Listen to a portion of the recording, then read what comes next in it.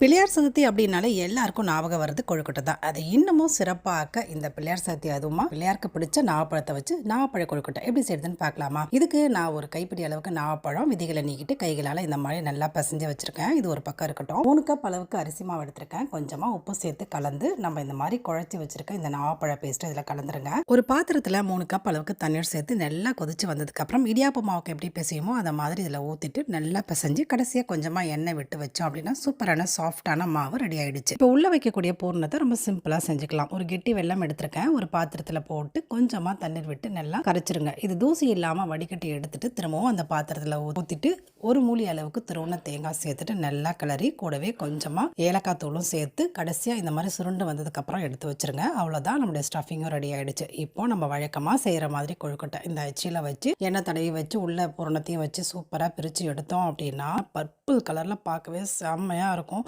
இப்போ இந்த கொழுக்கட்டையை இந்த மாதிரி அச்சில் போட்டு எல்லாமே இங்கே ரெடி பண்ணி வச்சாச்சு. இப்போ இதை வேக வைக்க போகிறோம். இட்லி பாத்திரத்தில் நல்லா இதை ஒரு 5 நிமிஷம் நல்லா வேக வச்சு எடுத்துருங்க. அவ்வளோதாங்க, சூப்பராக நல்லா கலர்ஃபுல்லான பர்பிள் கலரில் கொழுக்கட்டை ரெடி. குழந்தைங்களுக்கு மட்டும் இல்லை, பிள்ளையாருக்கும் ரொம்ப ரொம்ப பிடிச்சி போகும். கண்டிப்பாக இந்த பிள்ளையார் ஸ்பெஷல் அதுவுமா இந்த மாதிரி டிஃப்ரெண்ட்டாக செஞ்சு கொடுங்க. வீட்டில் இருக்கிறவங்க அத்தனை பேரும் பாராட்டுவாங்க. நாவப்பழத்தில் தான் செஞ்சுதான்னு அவங்களுக்கே தெரியாத அளவுக்கு சூப்பராக இருக்கும். ட்ரை பண்ணி பாருங்கள். இது வரைக்கும் எத்தனையோ விதமான கொழுக்கட்டை பார்த்துருப்பீங்க. இந்த மாதிரி கண்டிப்பாக பார்த்துருக்க வாய்ப்பே இல்லை. ஃபஸ்ட் டைமாக நம்ம சேனலில் இதை போடுறோம். பிடிச்சிருந்தா மறக்காமல் சப்ஸ்கிரைப் பண்ணி லைக் அண்ட் ஷேர் பண்ணிவிடுங்க. தேங்க்யூ.